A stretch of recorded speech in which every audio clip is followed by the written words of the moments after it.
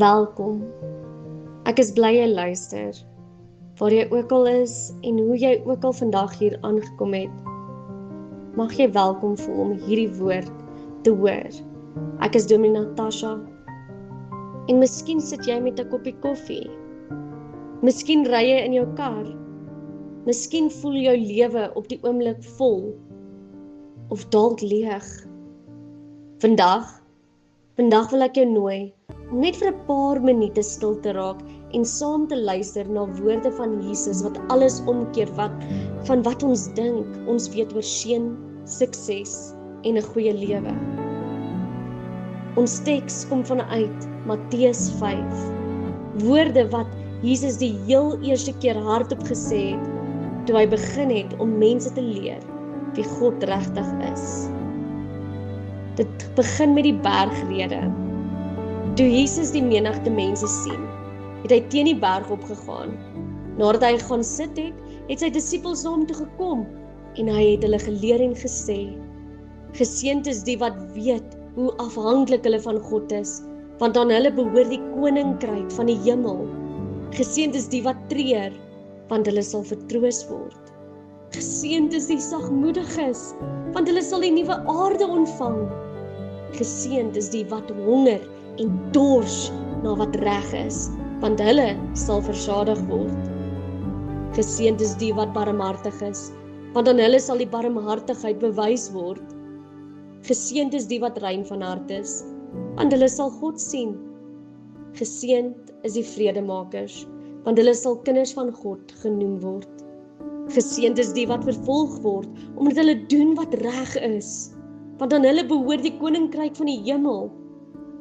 Geseënd is julle, wanneer die mense julle ter wille van my beledig en vervolg en valslik al wat sleg is van julle sê. Wees bly en verheug, want julle loon is groot in die hemel.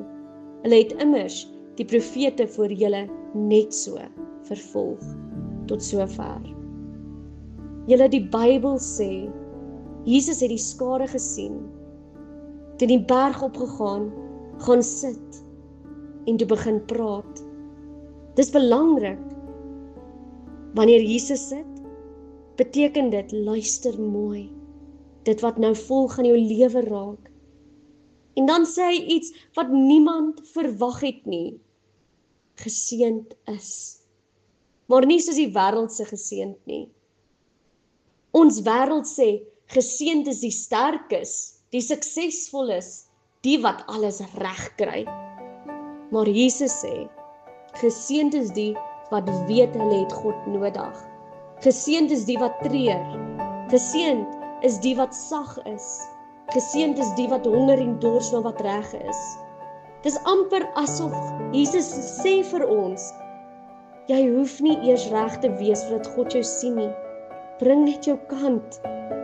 Al bring dit jou uit jou gemaksone. God se koninkryk begin presies daar waar jy ophou voorgee. Miskien voel jy vandag moeg. Miskien is jy teleurgesteld in jouself, in ander, dalk selfs in God. Jesus sê, jy is nie buite God se seën nie. So wat beteken dit vir jou?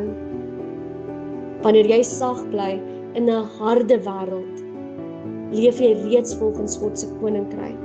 Wanneer jy vrede maak eerder as wen, lyk jy soos God se kind. Wanneer jy diep binne-in verlang dat dinge reg sal wees in jou lewe, in jou huis, in hierdie wêreld, is God reeds besig om in jou te werk. Hierdie woorde van Jesus is nie bedoel om jou te oorweldig nie. Dis 'n uitnodiging om anders te leef. Nie harder nie, maar dieper.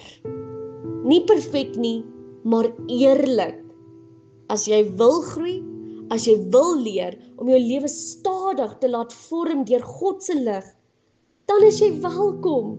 Nie net vandag nie, elke keer wat jy weer luister, wat jy weer jou kant bring.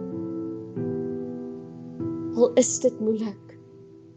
Mag jy vandag onthou, God se seën is nader as wat jy dink.